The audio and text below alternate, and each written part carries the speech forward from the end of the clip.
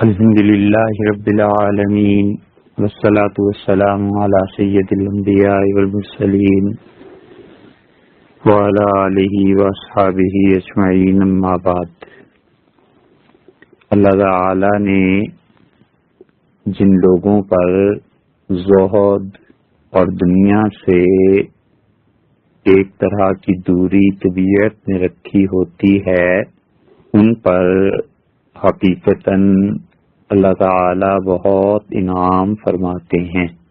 ایک طرح کی دوری کا اس لیے عرض کیا گیا کہ ہر آدمی جو اس دنیا میں آیا ہے اسے کچھ نہ کچھ تو دنیا سے اپنے ہاتھ رنگنے ہی ہیں، اور جو ضروریات زندگی ہیں انہیں تو استعمال کرنا ہی ہے، اور اس سے بھی بات زیادہ ہو جائے اور انسان کبھی ضروریات سے بڑھ کے تجمل اور آرائش اور زیبائش میں پڑ جاتا ہے، شریعت کی نظر میں یہ بھی ٹھیک ہے۔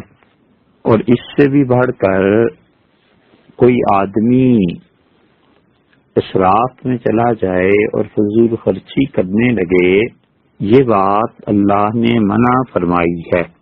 تو اس لیے کچھ نہ کچھ دنیا وہ رکھنی ہی پڑتی ہے، اور آدمی کھانے پینے میں، لباس میں، سواری میں، اپنے رہن سہن میں جو کچھ بھی کرتا ہے، اگر وہ لوگوں کے ساتھ دوڑ میں لگ جائے کہ اس کا مکان اچھا ہے اور میں اس سے بھی بڑھیا بناؤں، اور جو کپڑے یہ پہنتا ہے میں اس سے بھی اچھے پہنوں، اور جو کھانا ہم سائے کھاتے ہیں ہم اس سے بھی اچھا کھائیں، تو پھر ایسے لوگ جلد یا بدیر تباہ ہو کر رہتے ہیں، کیونکہ وہ پھر حدود سے نکل جاتے ہیں، اور اتنے مقابلے کے لیے کبھی قرض کی ضرورت پیش آتی ہے، اور کبھی انسان اپنے اندوختے کو خرچ کر دیتا ہے، جو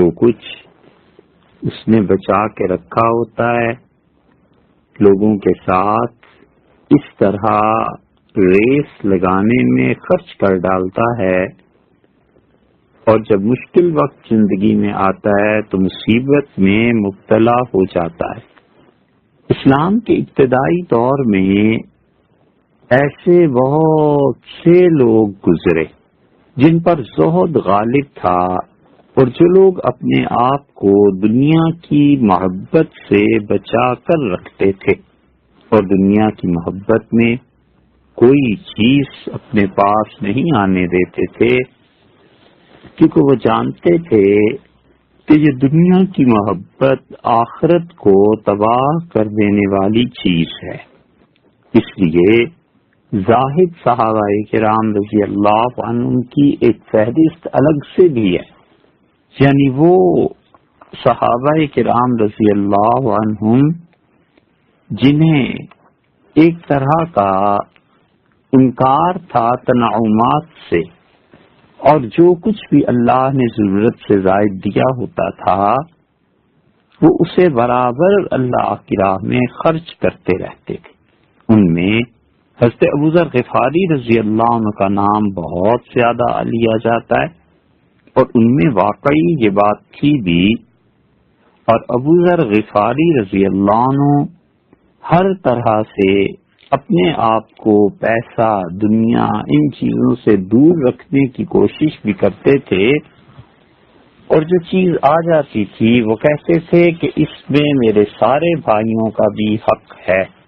عبداللہ ابن عمر رضی اللہ عنہ نے تو مسند احمد کی ایک روایت میں ایک بات اور بھی لکھی ہے، اور انہوں نے لکھا ہے کہ عبداللہ ابن عمر رضی اللہ عنہ کے متعلق کہ وہ فرماتے تھے کہ جو چیز بھی ہماری ضروریات زندگی سے زائد ہوتی تھی ہم اس میں اپنا کوئی حق نہیں سمجھتے تھے، خیرات کر دیتے تھے، لوگوں کو دے دیتے تھے، اور اپنے آپ کو قیامت کے دن کے لیے فارغ رکھتے تھے کہ حساب تھوڑا ہو. عورتیں بھی ایسی تھیں، اللہ کے ساتھ تعلق، اللہ کا ذکر، اس کی یاد، یہ چیزیں ان پر غالب رہتی تھی. اور اتنا غلبہ رہتا تھا، اتنا غلبہ کہ اپنی اولادوں، اپنے شوہروں اور اپنے گھر والوں کو بھی یہ بتاتی رہتی تھی کہ کیا چیز زائد ہے گھر میں، اللہ کی راہ میں خرچ کر دی جائے اور اللہ کی راہ میں دے دی جائے. ابن جوزی رحمت اللہ علیہ نے ایک کتاب لکھی ہے صفت الصفوہ، یعنی جو لوگ چنے ہوئے تھے ان کی تعریف، اور ان میں جن عورتوں کا ذکر کیا ہے حضرت رابعہ بصری رحمت اللہ علیہ کا، اور اس سے بھی اوپر کے طبقے سے یعنی حضرات صحابہ کرام رضی اللہ عنہم کے طبقے میں سے حضرت ابو دردہ رضی اللہ عنہ کا، اور پھر ان کی اہلیہ ام دردہ رضی اللہ تعالی عنہا کا. یہ ام دردہ جو ہیں ان کا نام حجیمہ تھا، اور بعض کا خیال یہ ہے کہ ان کا نام جوہیمہ تھا.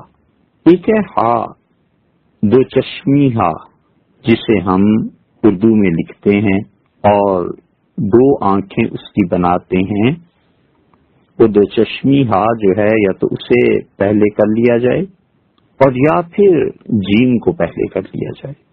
تو اگر وہ دو چشمی ہا پہلے کی جائے تو یہ لفظ بنے گا حجیمہ، اور اگر جیم پہلے کر لیا جائے تو یہ لفظ بنے گا، پڑھا جائے گا جوہیمہ. اور عربی میں کئی مرتبہ ایسے ہوتا ہے، ہر زبان میں ہی ہوتا ہے، اردو میں بھی ہوتا ہے.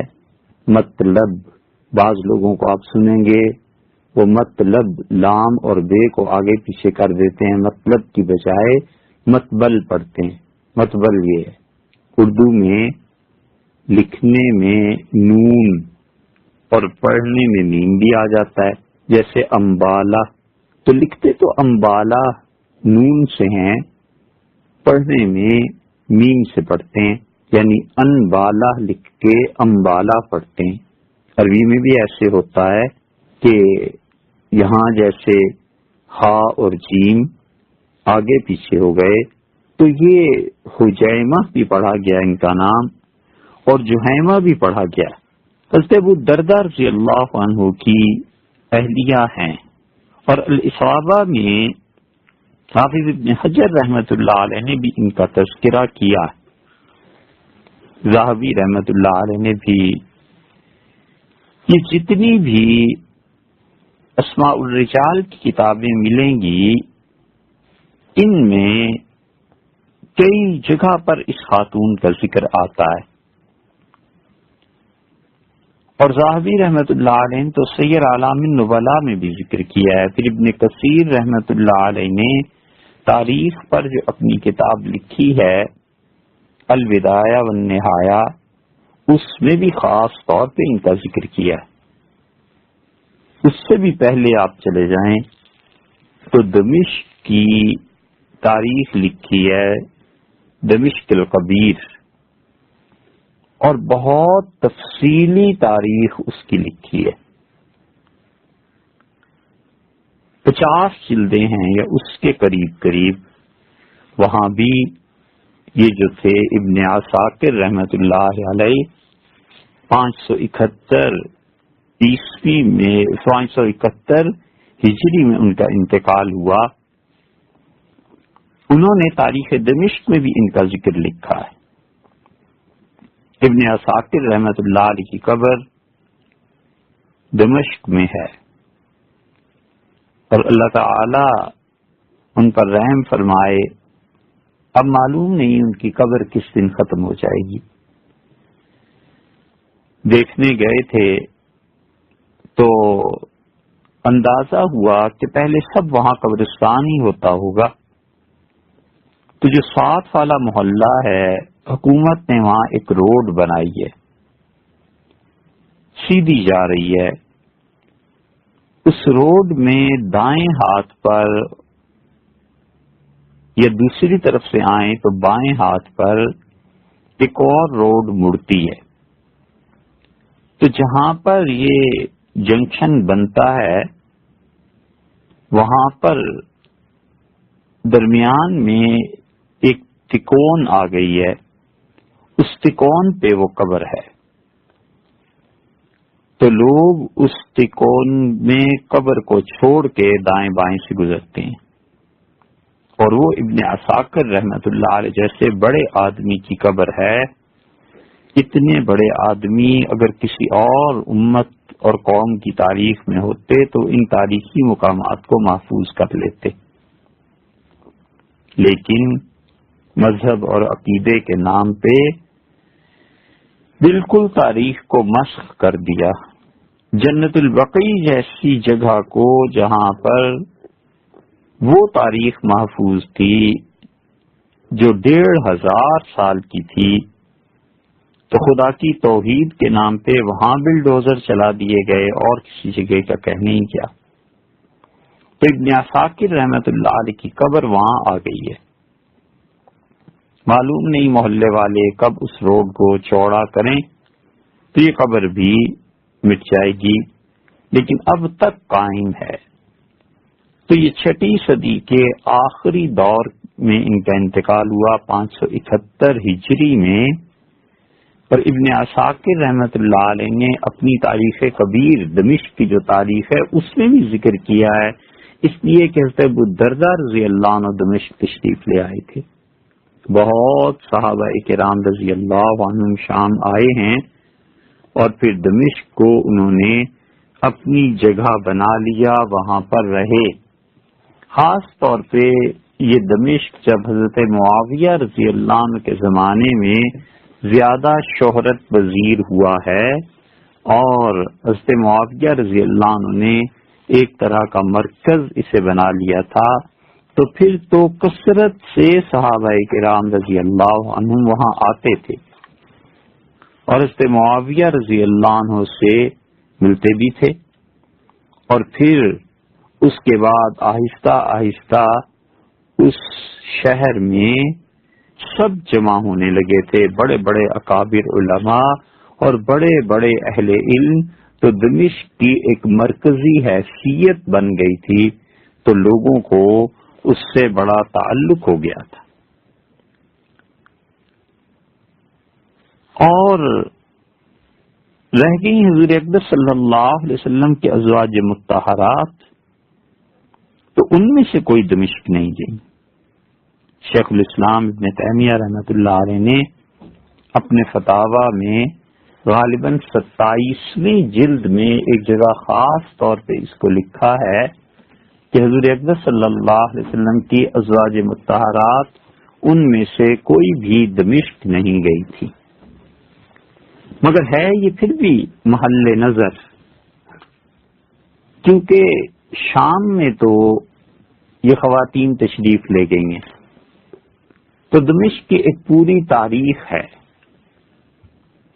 اور حضرت ابو الدرداء رضی اللہ عنہ نے وہاں جا کر بہت زیادہ کام کیا ہے، اتنا زیادہ کہ ایک صاحب کہتے ہیں کہ ابو الدرداء رضی اللہ عنہ کا حلقہ تھا قرآن کریم کے پڑھانے کا، تو میں نے وہاں جا کر دیکھا تو ابو الدرداء رضی اللہ عنہ نے اپنے بعد چھوٹے لوگ بھی رکھ لیے تھے، اساتذہ جو ان کی نگرانی میں وہاں کام کرتے تھے. تو میں نے اندازہ کیا کہ ابو الدرداء رضی اللہ عنہ کے بعد جو اساتذہ ہیں پھر آگے بچے ہیں، تو مجھے اندازہ ہوا کہ 4000 سے زیادہ بچے حضرت ابو الدرداء رضی اللہ عنہ کے مدرسے میں تعلیم پا رہے تھے. قرآن کریم کی بہت خدمت کی ہے حضرت ابو الدرداء رضی اللہ عنہ نے، اور صحابہ کرام رضی اللہ عنہ میں دمشق میں جو رہے ہیں ان کا اپنا ایک بہت بڑا مقام تھا. یہ ام دردہ جو ہیں یہ حضرت ابو الدرداء رضی اللہ عنہ کی اہلیہ ہیں،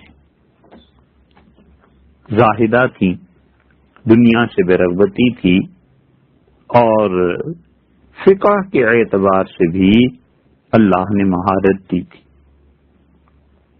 حدیث کی روایت کرتی تھی. اپنے شوہر حضرت ابو درداء رضی اللہ عنہ سے احادیث سنی تھی، حضرت ابو ہریرہ رضی اللہ عنہ سے، ام المومنین حضرت عائشہ رضی اللہ تعالی عنہا سے، تو وہ احادیث لوگوں کو بتاتی تھی۔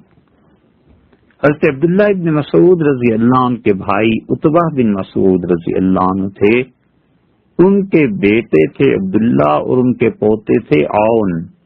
یہ عون بن عبداللہ بن عتبہ بن مسعود جو ہیں، یہ عون ان سے روایت کرتے ہیں۔ اور میمون بن مہران جزری، یہ بھی بڑے آدمی تھے، یہ بھی ان سے روایت کرتے ہیں۔ یہ رجا ابن حیوہ بہت بڑے آدمی تھے۔ عمر بن عبدالعزیز رحمۃ اللہ علیہ کو جو خلافت ملی ہے ان امویوں میں، تو وہ اصل میں رجا رحمۃ اللہ علیہ کا مشورہ تھا، کیونکہ جب خلیفہ کا انتقال ہونے لگا تو اس نے کہا کہ میں اب خلافت کس کو دوں۔ بڑا پریشان تھا، چھوٹے چھوٹے بچے تھے اس کے، تو حضرت رجا رحمت اللہ علیہ کا اثر تھا خلیفہ پہ، تو انہوں نے جھٹ سے نام پیش کیا کہ اپنے بہنوئی عمر بن عبدالعزیز رحمت اللہ علیہ کو دے دیں۔ انہوں نے کہا کہ پھر اس کے بعد کیا ہوگا؟ انہوں نے کہا ہم یہ طے کر لیتے ہیں کہ عمر بن عبدالعزیز رحمت اللہ علیہ اپنے بعد خلافت آپ کے بیٹوں کو دے دیں گے۔ تو یہ طے ہوا۔ تو یہ رجا رحمت اللہ علیہ کا کارنامہ تھا بہت بڑا کہ عمر بن عبدالعزیز رحمت اللہ علیہ کو انہوں نے حکومت دلا دی۔ وہ بھی ام درداء رضی اللہ عنہا کے شاگرد ہیں، اور ام درداء حدیث میں روایت کرتی ہیں ابو درداء رضی اللہ عنہ سے کہ حضور اقدس صلی اللہ علیہ وسلم نے فرمایا کہ ابو درداء، جو شخص صبح اٹھے اور اس کے جسم میں کوئی بیماری نہ ہو، اپنا کام خود کر سکے، جیسے صبح اٹھا، واش روم میں چلا گیا، کھانا کھا لیا، پانی پی لیا، ناشتہ کر لیا،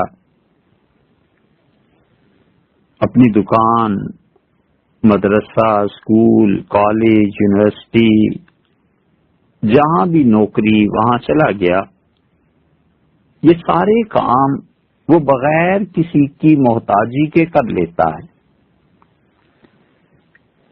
پھر ارشاد فرمایا کہ اس کے پاس ایک دن کے کھانے کی خوراک بھی موجود ہے۔ تو ابن جاشم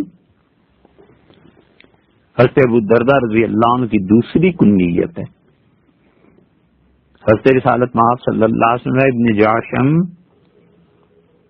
صبح اٹھا، جسم ٹھیک تھا، صحت ٹھیک تھی، اور شام تک کے کھانے کا سامان بھی ہو گیا، تو پھر تو اسے دنیا اللہ نے دے دی۔ اور فرمایا ابن جاشم، جب اتنا مل جائے کھانے کو کہ بھوک مٹ جائے، اور پھر اتنا کپڑا مل جائے کہ سردی گرمی سے حفاظت ہو جائے، اور پھر اس کے بعد اگر سواری بھی مل جائے، فبخن، تو ابن جاشم کیا کہنے، پھر تو بہت کچھ مل گیا۔ اور ابو درداء کھانے کا ٹکڑا اور پینے کا پانی اور جسم کو سردی گرمی سے بچانے کا لباس اور سواری، بس یہ بہت کافی ہے۔ جو اس سے زیادہ ہوگا تو اللہ کے یہاں حساب دینا پڑے گا۔ یہ بھی بہت مشکل چیز ہے، اس لیے کہ انسان اس دور میں سواری کے لیے کیا کرے؟ مہنگائی اتنی زیادہ ہے کہ آدمی اب سب سے اچھی سواری تو سائیکل ہی رکھ سکتا ہے۔ لیکن اس میں دقت یہ ہے کہ دفاتر اور مراکز اتنے دور ہیں کہ کوئی آدمی بھی وہاں سائیکل بجانے کا اب تحمل نہیں کر سکتا. 20 میل ہے، 25 میل ہے، شہر کے ایک کونے سے چلتا ہے، وہ دوسرے کونے پر جا کر نوکری کرتا ہے. اور بڑے ممالک جنہوں نے اپنے دفاتر اور فیکٹریز شہروں سے دور لگائی ہیں، انہوں نے وہاں سہولتیں بھی ایسی دی ہیں. ان کے ہاں ان کے سکے کے مطابق پیٹرول اور ڈیزل 2 روپے، 3 روپے، 5 روپے ایسی ہی ہے، کیونکہ ان کا سکہ وزنی ہے. اور وہ ممالک جہاں پر ترقی نہیں ہوئی وہاں پر گاڑیاں اور یہ چیزیں بہت مہنگی پڑتی ہیں. پھر جو فضا صاف نہیں رہی تو اس کی وجہ سے بیماریاں بھی بہت ہو گئی. پانی صاف نہیں ملتا اور کھانے پینے کی چیزیں خالص نہیں ملتی. تو اگر کسی انسان کو یہ چیزیں میسر ہوں تو حضور اقدس صلی اللہ علیہ وسلم نے فرمایا کہ بہت ہے. اور سردی اور گرمی کے کپڑے، اب اگر حضرت رسالت مآب صلی اللہ علیہ وسلم حیات ہوتے تو وہ دیکھتے کہ ان کی امت میں ایسے ممالک بھی ہیں جہاں کی اکثریت سردی اور گرمی کے کپڑوں سے محروم ہے. جو سردی میں بنا لے تو گرمی میں نہیں پہنتے اور گرمی میں بنا لے تو سردی میں نہیں پہن سکتے، لیکن مجبوری سے پہنتے ہیں. سردیوں میں بھی ٹھنڈا لباس ہوتا ہے اور گرمیوں میں بھی گرم لباس پہنتے ہیں. اور وجہ اس کی یہ ہے کہ معیشت یہ اجازت نہیں دیتی کہ موسموں کے کپڑے الگ الگ بنائے جائیں، چنانچہ ایک ہی کپڑا کئی کئی برس چلتا ہے. اور پھر جس زمانے کی حضور اقدس صلی اللہ علیہ وسلم بات کر رہے ہیں، اس وقت جو کپڑا بنتا تھا وہ تو چرخے پہ کاٹ کے بناتے تھے، تو کپڑا جلدی پھٹ بھی جاتا تھا. چنانچہ پچھلی صدی تک اور اس سے پچھلی صدی تک تو بہت زیادہ جو کپڑے بنائے جاتے تھے وہ کپڑے مشینوں کے نہیں ہوتے تھے، اور ایسا لباس نہیں ہوتا تھا جو جلدی پھٹ نہ جائے. لباس جلدی پھٹتے تھے، ہاتھوں پہ بنے ہوئے کپڑے ہوتے تھے اور مشینیں بھی نہیں تھیں، وہ ہاتھوں ہی سے تو سیے جاتے تھے. مثلاً ایک آدمی، مرد یا عورت، اس کا لباس سوئی میں دھاگا ڈال کے عورتیں گھروں میں اور مرد گھروں میں بیٹھ کر وہ سوئی سے سلائی کرتے تھے. یہ تو مشینیں بہت بعد میں آئی ہیں. اب بھی آپ ملتان، ڈیرہ غازی خان، ان علاقوں میں دور چلے جائیں تو بہت تھوڑے لیکن ایسے لوگ مل جائیں گے جو خود کپڑا اون کاٹتے ہیں، اس کو روئی کو، اور پھر دھاگا بناتے ہیں، پھر اس کے بعد اس کا کپڑا بنتا ہے اور وہ سوئی سے سلائی کرتے ہیں، مشین سے نہیں. پھر زمانے میں ترقی آئی اور کپڑا بننے لگا مشینوں پہ، اور اتنی اچھی کوالٹی کا بننے لگا کہ اب وہ سال ہر سال تک نہیں جاتا. مثلاً یہ جینز، یہ پینٹ جو پہنتے ہیں بچے، تو یہ کئی برس تک نہیں جاتا. اور ان ممالک میں جہاں پر یہ اتنی مضبوط چیزیں بنی ہیں وہاں وہ اپنے کپڑے اتار دیتے ہیں اور لوگ کہیں ان سے خرید لیتے ہیں، کہیں وہ پھینک دیتے ہیں. وہ سارے کپڑے یہاں پر آتے ہیں اور لنڈے کا مال کہلاتا ہے. تو کپڑا بھی اتنا مضبوط ہو گیا. اس ساری ترقی کے باوجود دنیا میں اتنی غربت ہے کہ لوگ سردی اور گرمی 4-5 جوڑے سال میں نہیں بنا سکتے. یہ سب چیزیں یہ ہیں کہ پیسے کی تقسیم منصفانہ نہیں ہے. حضور اقدس صلی اللہ علیہ وسلم کے زمانے میں کپڑا جو تھا غربت اس وقت بھی تھی لیکن جلدی ختم ہو جاتا تھا. اب تو سال ہا سال ایک کپڑا چلتا ہے. اور دوسری طرف یہ شلوار قمیص اور یہ سال ہا سال چلتی ہیں لیکن ایسے نہیں ہوا کہ یہ بھی کوئی انڈسٹری بن گئی ہو کہ لوگ ہر گھر سے پرانے پہنے ہوئے استعمال شدہ شلوار اور قمیص جمع کریں اور پھر غریبوں کے لیے لے جا کر بیچ دیں. بہت تھوڑے پیمانے پر ہے کہ جو بڑے بڑے بازار لگتے ہیں، منگل بازار اور اتوار بازار، وہاں پر اس قسم کے سیکنڈ ہینڈ کپڑے جو استعمال ہوئے ہوتے ہیں وہ استعمال ہوتے ہیں یا بیچے جاتے ہیں. تو غربت اس کا گراف بڑھتا جا رہا ہے. اور یہ احادیث رسول اللہ صلی اللہ علیہ وسلم کی ان لوگوں کے سننے کی ہیں جو لوگ سال میں کئی جوڑے بناتے ہیں اور وہ اعلیٰ سے اعلیٰ کھانا کھاتے ہیں اور ان کا پانی بھی کن کن ممالک سے آتا ہے اور وہ لوگ اللہ کا شکر ادا نہیں کرتے اور اپنے سے کم درجے کے لوگوں پر نظر نہیں کرتے. ان سے کوئی مانگنے آ جائے تو بہت ذلت سمجھتے ہیں کہ ہم سے کوئی مانگے کیوں، اور دولت دیکھ کر کوئی ان کی تعریف کرے تو وہ سمجھتے ہیں کہ اتنی مال و دولت اگرچہ یہ پیدائشی حق ہے ہمارا لیکن تھوڑی ہے اور ہونی چاہیے. اور وہ اس سے بڑا جو دولت مند ہے اس کے متعلق دو رویے رکھتے ہیں. جو ان سے بھی بڑا ہے، جو بڑے سے بھی بڑا دولت مند ہے، وہ سوچتا ہے کہ یا تو اس سے دوستی کروں، تعلق پیدا کروں، اس کی دولت میں بھی کچھ حصہ لگے، کچھ نہیں تو اس تعلق کی وجہ سے لوگ عزت کریں گے. اور یا پھر حسد پیدا ہو جاتا ہے کہ اسے اتنا پیسہ کیوں ملا، مجھے کیوں نہیں اتنا ملا، ان کے پاس اچھی گاڑی ہمارے پاس کیوں نہیں.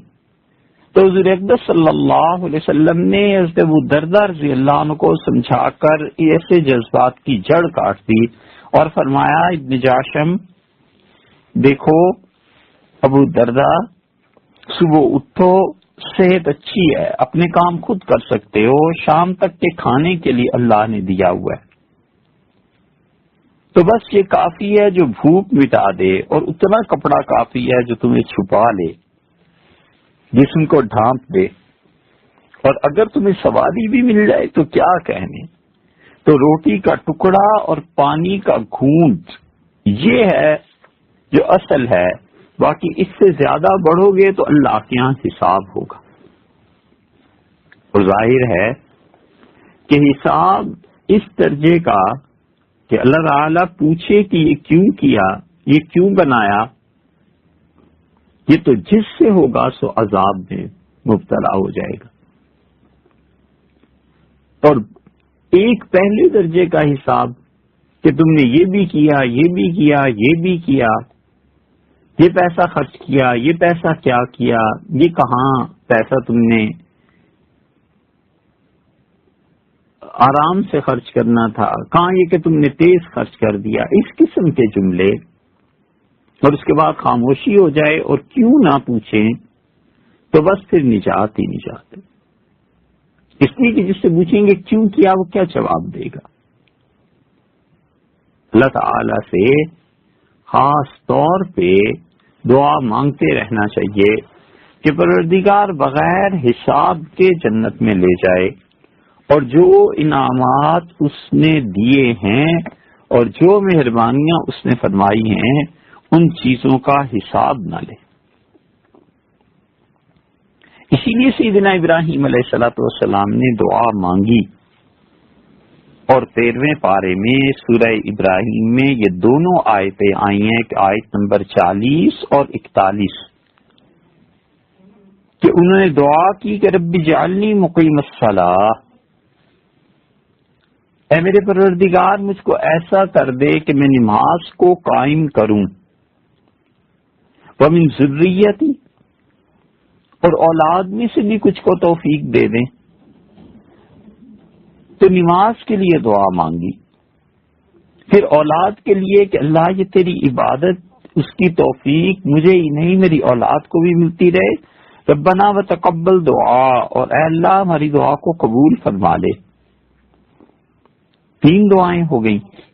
چوتھی مانگی کہ ربنا اغفر لی، اللہ مجھے بخش دے. 5ویں بات عرض کی ولوالدیہ، اور اللہ میرے ماں باپ کو بھی بخش دے. وللمؤمنین، اور اللہ ایمان والوں کی بھی بخش دے. یوم یقوم الحساب، اے اللہ جس دن حساب کے لیے کھڑا کیا جائے لوگوں. یہ جو دعا ہے نا کہ اے رب جس دن حساب ہوگا پروردگار اس دن سے بچا، یعنی اس دن کی سختی سے بچا. یہ بہت بڑی چیز ہے. تو آدمی دنیا کے معاملے میں اپنے آپ کو ذرا بچا کے ہی رکھے تو اچھا ہے. تو یہ دونوں آیتیں اب بھی مسلمان پڑھتے ہیں اپنی نماز میں سلام پھیرنے سے پہلے. حضرت ابو الدرداء رضی اللہ عنہ جو تھے، ان کی یہ اہلیہ، انہوں نے یہ باتیں اپنے شوہر ابو الدرداء رضی اللہ عنہ سے سنی تھی. امام احمد ابن حنبل رحمۃ اللہ علیہ کہتے تھے ام الدرداء الصغرا، یہ چھوٹی ام الدرداء جو تھی، حجیمہ نام تھا ان کا. امام احمد ابن حنبل رحمۃ اللہ علیہ ان کا نام حجیمہ فرماتے تھے. تو وہ یہ چیزیں سنتی رہتی تھی، اور اسی طرح ان کی تربیت ہوتی رہی. اور جب ان کی شادی ہوئی ہے حضرت ابو الدرداء رضی اللہ عنہ سے،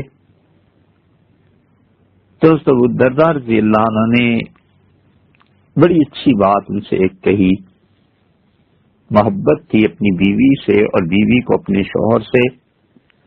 تو فرمایا دیکھو جب مجھے غصہ آ جائے اور میں ناراض ہوں تو آپ مجھے راضی کر لیا کریں. اسی طرح آپ کو کبھی غصہ آ جائے اور آپ مجھ سے ناراض ہو جائیں، روٹھ جائیں، تو میں آپ کو راضی کر لیا کروں گا. اور اگر آپ ایسے نہیں کریں گی تو پھر ہم جلدی جدا ہو جائیں گے. یہی چیز ہے کہ دنیا میں محبت کی بنیاد معافی پہ ہونی چاہیے، کہ آدمی جہاں تعلق قائم رکھنا چاہتا ہے وہاں معافی کا دامن بھی وسیع رکھنا چاہیے، اور معاف کرتے رہنا چاہیے. ہر جگہ یہ چیز پیش آتی ہے. مثلا بچے ہیں، انہیں گھر سے تھوڑا ہی نکال دینا ہے، ان کے ساتھ معافی کا رویہ رکھنا پڑتا ہے، کیونکہ رکھنا ہے، تربیت کرنی ہے. اسی طرح کلاس میں پڑھنے کے لیے بچے آتے ہیں، انہیں ہر پیریڈ میں نکالا نہیں جا سکتا، ان کی بدتمیزی کو برداشت کرنا پڑتا ہے. اور آدمی سوچتا ہے کہ جب میں پڑھنے کی عمر میں تھا تو میں بھی تو ایسی بہت سی حرکتیں کرتا تھا، اور اساتذہ نظر بچا لیتے تھے، معافی سے کام لیتے تھے. آج یہ وقت مجھ پہ آیا ہے تو مجھے چاہیے کہ میں بھی اسی طرح ان چھوٹوں سے درگزر کروں. اور ایک معاملہ ہے کہ دفاتر میں، فیکٹری میں، اس میں اصول الگ ہے۔ وہ اصول یہ ہے کہ جس آدمی نے غلطی کی اگر تو اسے رکھنا ہے وہاں آئندہ کے لیے، تو پھر غلطیاں کوتاہیاں تو ہر آدمی سے ہوتی ہیں، تو جب اس کی ترقی کا موقع آئے، اس کے پیسے بڑھانے کا موقع آئے، اسے کوئی چیز زیادہ دینے کا موقع آئے، تو اس موقع پر اس مزدور کو، اس اپنے چھوٹے کو بلا کر بتانا چاہیے کہ یہ کوتاہیاں ہیں بیٹے، انہیں ٹھیک کرو۔ ڈانٹنا بھی چاہیے کہ یہ غلطی کی، یہ غلطی کی، یوں نہیں کرتے، یوں کرتے ہیں، اور پھر اس کے بعد خوشخبری بھی سنا دینی چاہیے کہ آپ کی ترقی بھی ہو گئی، یا اتنے پیسے بھی دے رہا ہوں، لیکن دیکھو جو چیزیں سمجھائی ہیں انہیں آپ درست کیجیے۔ اور اگر کسی کو ترقی نہ دینی ہو، آئندہ کو نہ رکھنا ہو، اس پر کچھ خصوصی نوازش نہ کرنی ہو، اور وہ زیادہ غلطیاں کر بیٹھے، تو پھر اسے رخصت کر دینا چاہیے۔ پہلے لوگ ایسے نہیں کرتے تھے، پہلے جو رخصت کرتے تھے وہ سمجھا کے بھیجتے تھے کہ یہ غلطی ہے، اس وجہ سے تمہیں نکال رہے ہیں۔ اب اگر کسی کو سمجھا دو تو وہ پھر ہر جگہ بدنام کرتا پھرتا ہے۔ بدنام ویسے بھی کرتا ہے کہ جی مجھے بغیر قصور کے نکال دیا، حالانکہ کون قصور کے بغیر نکالے گا، لیکن سمجھاؤ کہ یہ غلطی تو پھر لمبی بحث ہو جاتی ہے، اور یہ الزامات جو اس سے لگتے ہیں اس سے بہتر ہے کہ ایک ہی الزام لگ جائے کہ بغیر قصور کے نکال دیا گیا ہو۔ لیکن جس کو رکھنا ہو اور جس سے تعلق ہو، اس کی ترقی بھی اور سمجھانا بھی۔ نہیں رکھنا تو بس پھر سمجھانے کو بھی رہنے ہی دے، اب وقت بھی نہیں رہے ایسے۔ تو ابو الدرداء رضی اللہ عنہ نے اپنی اہلیہ کو یہ بات سمجھا دی کہ ہم دونوں ایک دوسرے سے جب ناراض ہو جائیں تو پہل کر لینی چاہیے، راضی رکھنا چاہیے، کیونکہ اگر ایسے نہیں کریں گے تو پھر جدائی جلدی ہو جائے گی۔ حضرت ام الدرداء رضی اللہ عنہ کہتی تھی کہ میں نے ایک مرتبہ اپنے شوہر ابو الدرداء رضی اللہ عنہ سے ان کی وفات سے پہلے کہا کہ آپ کو یاد ہے کہ آپ نے میری منگنی کے لیے دنیا میں میرے ماں باپ سے رجوع کیا تھا، اور انہوں نے میری شادی آپ کے ساتھ کر دی تھی۔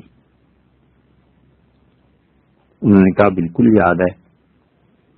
تو میں نے کہا اب میں اپنی شادی کا پیغام آپ کو دوبارہ دیتی ہوں کہ آخرت میں جنت میں بھی آپ کی بیوی رہوں۔ تو ابو الدرداء رضی اللہ عنہ خاموش ہو گئے اور پھر فرمانے لگے کہ اگر آپ چاہتی ہیں کہ جنت میں بھی میری بیوی رہیں تو پھر میرے بعد دوسرا نکاح نہ کرنا۔ بس انہوں نے اس بات کو اپنے پلے باندھ لیا، حالانکہ ان کی عمر ایسی تھی کہ بہت خوبصورت تھی، اور اللہ تعالی نے جمال، حسن ہر طرح سے نوازا تھا، لیکن پھر انہوں نے شادی نہیں کی۔ حضرت معاویہ رضی اللہ عنہ نے بڑی کوشش کی، پیغام بھجوایا،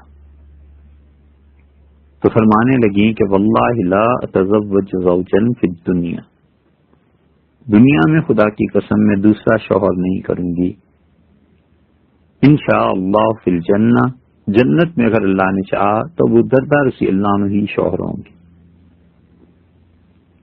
ایک جگہ آیا ہے کہ حضرت معاویہ رضی اللہ عنہ سے پیغام آیا تو حضرت ام الدرداء رضی اللہ عنہ نے کہا کہ میں نے اپنے شوہر سے سنا ہے کہ حضور صلی اللہ علیہ وسلم نے فرمایا جو عورت شادیاں کرتی رہتی ہے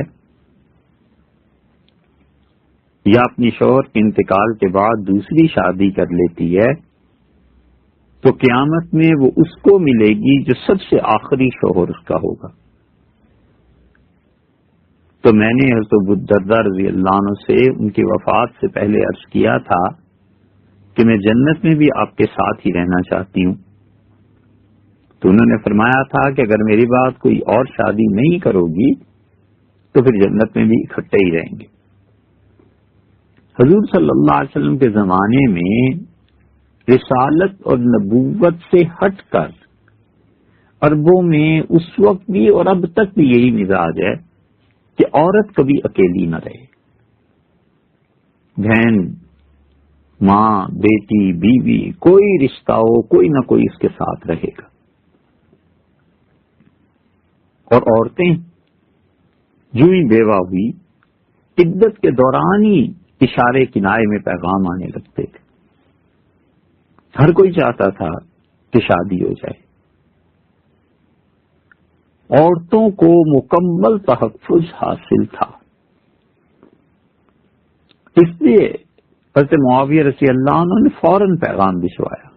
جب وہ دردہ رضی اللہ عنہ کے انتقال ہو گیا تو اب مجھ سے شادی کرنے. فرمایا نہیں. دوسری شادی کوئی عیب تھوڑا ہی تھا. یہ صحابیات ہیں، کتنی شادیاں انہوں نے کی ہیں. 4 5 شوہر انتقال کر گئے، پھر دوسرے سے، پھر تیسرے سے، پھر چوتھے سے. حضرت اسماء بنت امیس رضی اللہ عنہ مثلا، تو اب حضرت جعفر رضی اللہ عنہ کی اہلیہ تھیں، ان کا انتقال ہو گیا. پھر دوسری شادی انہوں نے حضرت بکر رضی اللہ عنہ وہ انتقال فرما گئے. پھر تیسری ہوئی سیدنا علی رضی اللہ عنہ کے ساتھ، ان کا انتقال ہو گیا. پھر چوتھی کے لیے حضرت معاویہ رضی اللہ عنہ نے پیغام بھجوایا تو فرمانے لگی نہیں، بس اب تو اللہ ہی کے ہاں چلی جاؤں. اور 20 دن بعد واقعی انتقال بھی فرما گئی. تو یہ نہیں تھا کہ دوسری شادی کرنا کوئی عیب ہے، لیکن محبت اتنی شدید تھی انہیں کہ خود اپنی شادی کے لیے عرض کیا کہ جنت میں آپ کی بیوی ہی بن کے رہوں.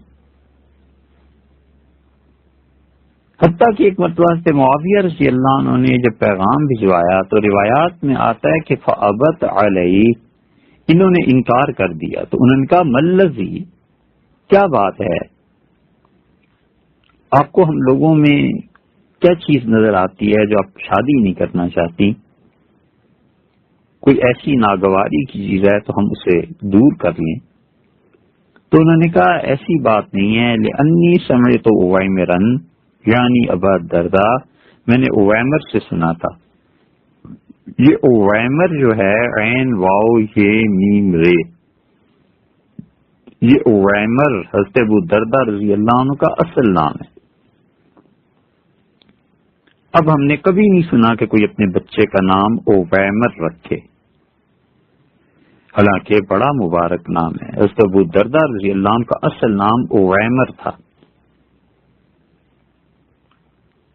تو انہوں نے فرمایا کہ معاویہ رضی اللہ عنہ بات یہ ہے کہ میں نے اویمر سے سنا ہے. اویمر یعنی اپنے شوہر ابو الدرداء رضی اللہ عنہ سے. وہ کہتے تھے کہ حضور صلی اللہ علیہ وسلم نے فرمایا کہ بیوی اس کو ملے گی جو اس کا آخری شوہر تھا.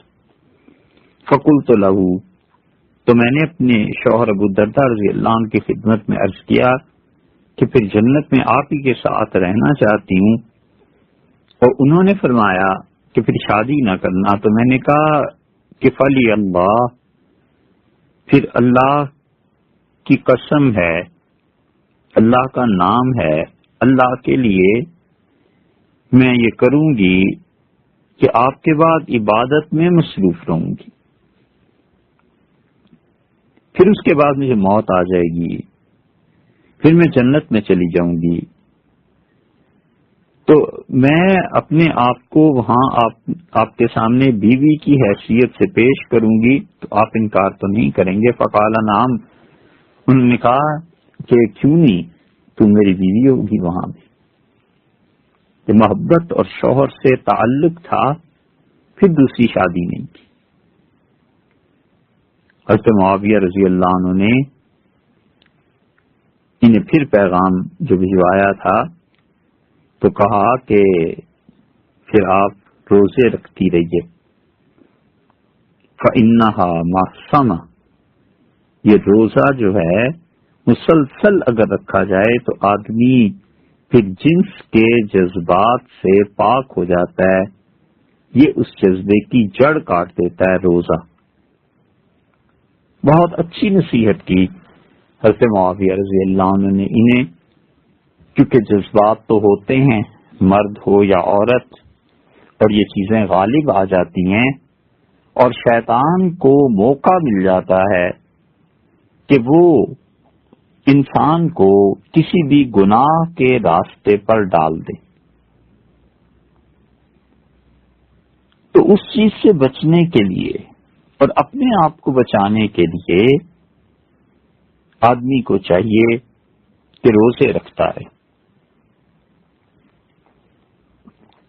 تو حضرت معاویہ رضی اللہ عنہ نے کہا کہ پھر آپ روزے رکھتی رہیے تاکہ شیطان کو کسی طرح سے دخل اندازی کا موقع نہ ملے۔ عمر پڑی ہوئی تھی پوری، ایک طرح سے جوانی میں ہی بیوہ ہو گئی۔ تو اس وقت حکومتیں اور عام مسلمانوں کا معاشرہ بیوہ عورتوں کا خیال رکھتا تھا۔ اب بھی بہت جگہ ہوتا ہے کہ لوگوں کو پتا ہو کہ یہاں بیوہ عورت رہتی ہے اور گزارا مشکل سے ہوتا ہے، اور اللہ تعالی نے توفیق دی ہو تو لوگ کچھ نہ کچھ اچھا سلوک کرنا چاہتے ہیں۔ اس دور میں بھی ایسے ہی تھا۔ تو حکومت اس کی طرف نگاہ کرنا، وہ ضروریات زندگی کا خیال کرے یا نہ کرے، حضرت ابو الدرداء رضی اللہ عنہ کو پتا تھا کہ اب میرے بعد بیوی کا کیا بنے گا، عمر ساری پڑی ہوئی ہے ابھی۔ تو فرماتی تھی کہ مجھے ابو الدرداء رضی اللہ عنہ نے فرمایا کہ لا تسألی احدا شیئا، ساری زندگی کسی سے مانگنا نہیں ہے۔ تو میں نے عرض کیا کہ اگر مجھے کوئی شدید ضرورت پیش آ جائے تو کیا کروں؟ محتاج رہ جاؤں گی، آپ کے بعد بیوہ ہو جاؤں گی۔ فرمانے لگے کہ یہ فصلیں لے کر لوگ جب منڈی میں جاتے ہیں، کوئی بھی چیز، یعنی سارا سال ہوتا رہتا ہے، زمینوں والے ہر موسم میں زمین سے کوئی نہ کوئی چیز تو نکلتی رہتی ہے، اگتی رہتی ہے، جوار، گندم، مکئی، سبزیاں، پھل۔ تو فرمانے لگے کہ یہ قافلے گزرتے ہیں چیزوں کو لے کے، تو جو ان کی سبزی، پھلوں اور غلے میں سے گر جائے بس وہ اٹھا لیا کرنا، پھر اسے صاف کر کے اور چکی میں پیس کے اور اس سے جو کچھ بھی بنے کھا لیا کرنا، لیکن کسی کے سامنے ہاتھ نہ پھیلانا۔ یہ اس تعلیم کا نتیجہ تھا جو رسول اللہ صلی اللہ علیہ وسلم نے انسانوں کو دی تھی، اور نبی کریم صلی اللہ علیہ وسلم نے فرمایا تھا کہ جو یہ طے کر لے کہ وہ اپنی ضروریات کسی کے سامنے نہیں رکھے گا اور ہاتھ نہیں پھیلائے گا، تو اللہ تعالیٰ اس شخص کے ساتھ دو میں سے ایک مہربانی کر دے گا، یا تو مہربانی فرما دے گا، موت آ جائے گی اور جان چھٹ جائے گی، اور یا پھر اللہ کھول دے گا، رزق کو بہت دے دے گا۔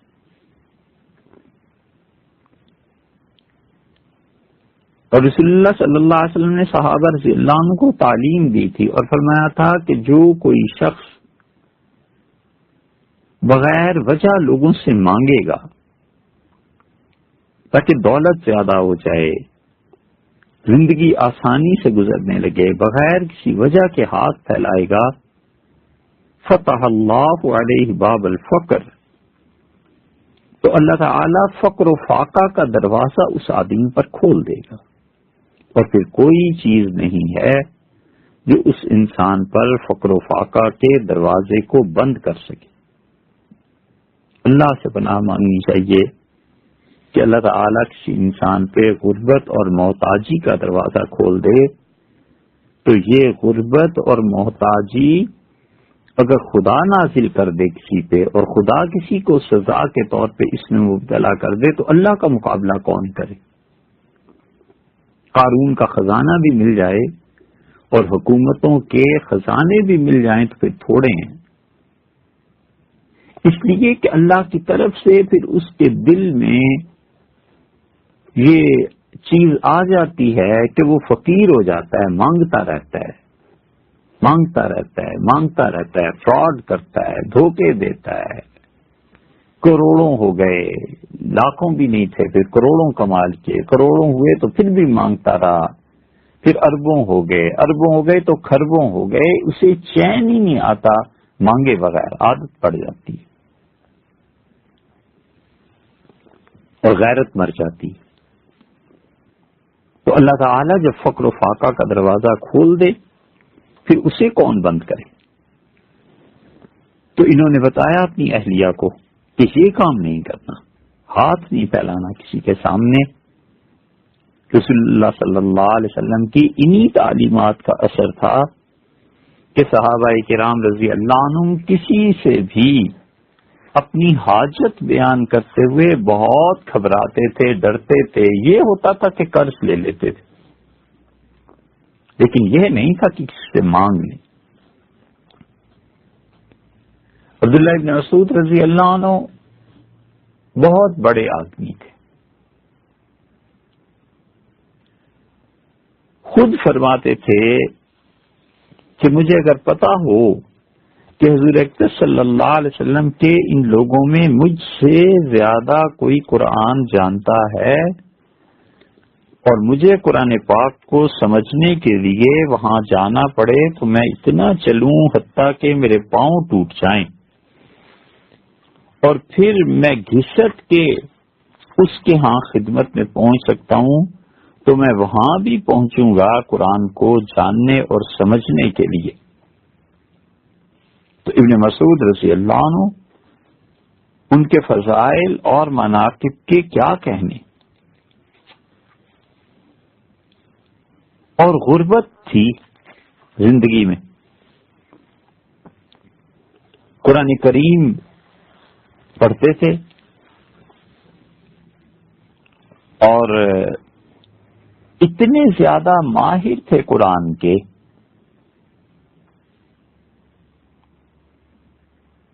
کہ عبداللہ ابن عباس رضی اللہ عنہما فرماتے تھے، عبداللہ ابن عباس رضی اللہ عنہما کے شاگرد کہتے تھے کہ ہم نے عبداللہ ابن عباس رضی اللہ عنہما سے کہا کہ قرآن کریم کی قرأتیں ہیں مختلف، سب سے اچھی قرأت کون سی ہے؟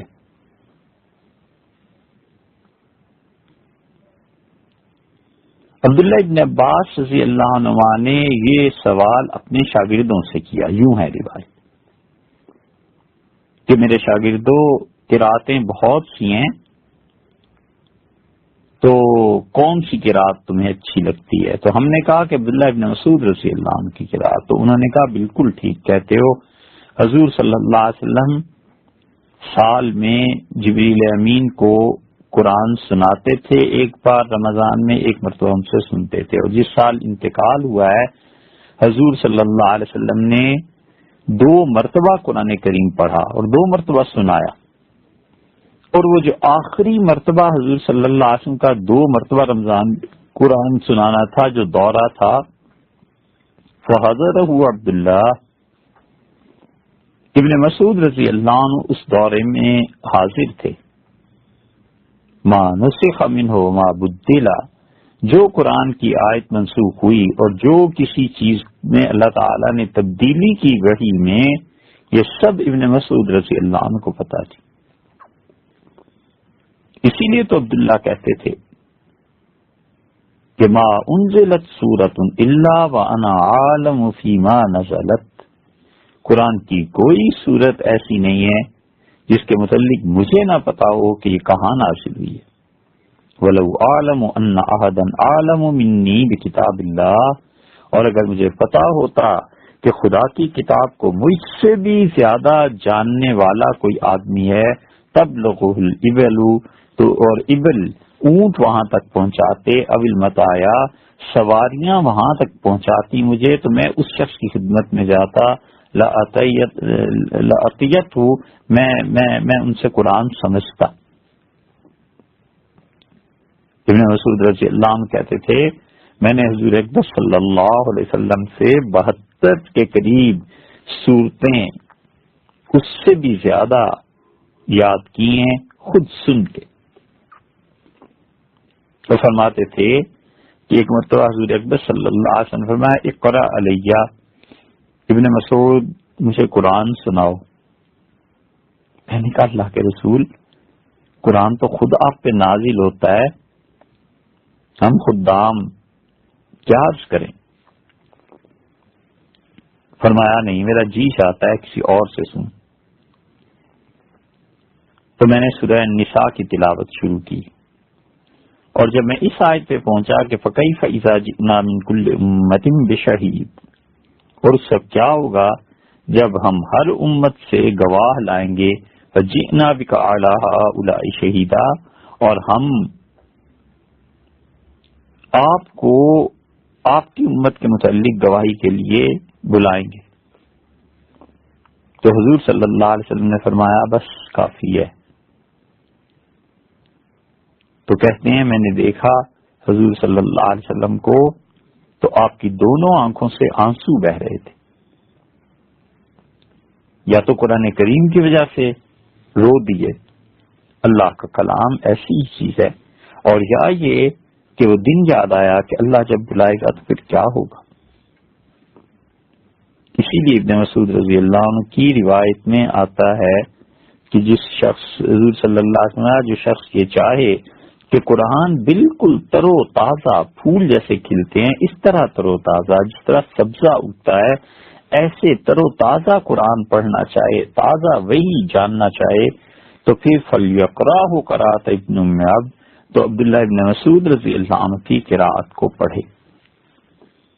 مسروق کہتے تھے یہ بہت بڑے تابعین میں سے ہیں، مسروق نے صحابہ کرام رضی اللہ عنہ کو دیکھا ہے، وہ خود کہتے تھے لقد جالست اصحاب محمد صلی اللہ علیہ وسلم، میں محمد صلی اللہ علیہ وسلم کے صحابہ کرام رضی اللہ عنہ کی خدمت میں حاضر رہا ہوں، ان کی مجلسوں میں جاتا رہا ہوں۔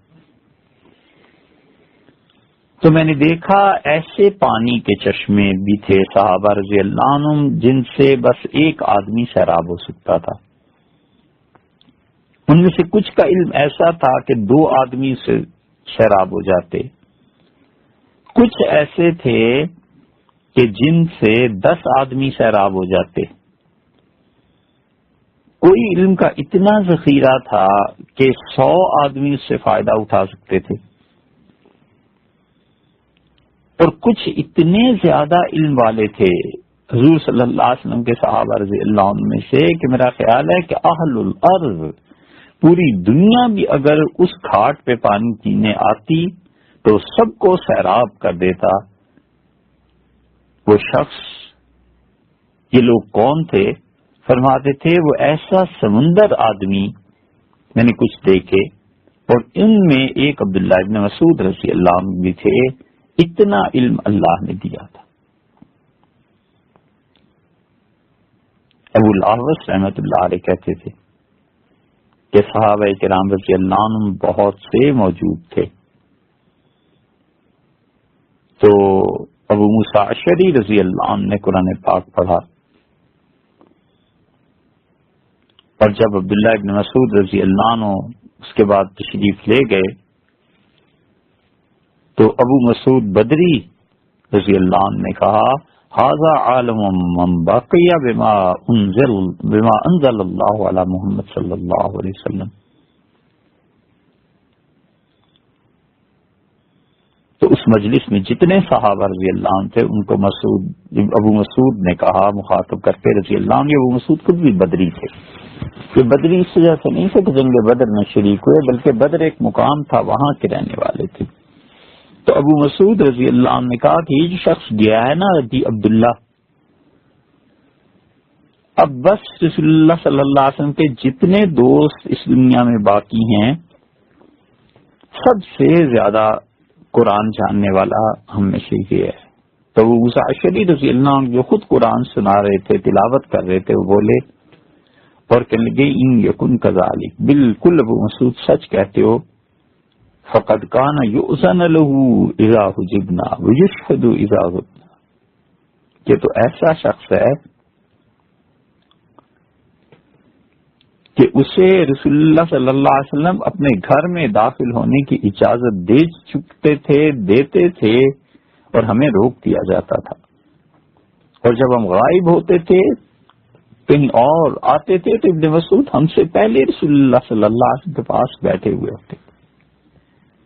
تو ابن مسعود رضی اللہ عنہ ان کی علم، دوستی، حضور صلی اللہ علیہ وسلم سے تعلق، محبت، کیا کہنے اس کے، سچ کہا ابو موسیٰ اشعری رضی اللہ عنہ نے کہ حضور صلی اللہ علیہ وسلم جب ہم میں سے کسی کو اپنے گھر میں اندر نہیں بلاتے تھے یا اجازت نہیں ہوتی تھی اندر جانے کی، تو ابن مسعود رضی اللہ عنہ کی کوئی اجازت ملتی تھی، اور ہم لوگ اپنے کاموں میں کبھی مصروف ہوتے تھے اور مجلس نبوی صلی اللہ علیہ وسلم میں حاضری دینے میں دیر ہو جاتی تھی تو پہنچتے تھے تو سب سے پہلے ابن مسعود رضی اللہ عنہ ہی وہاں بیٹھے ہوئے ہوتے تھے۔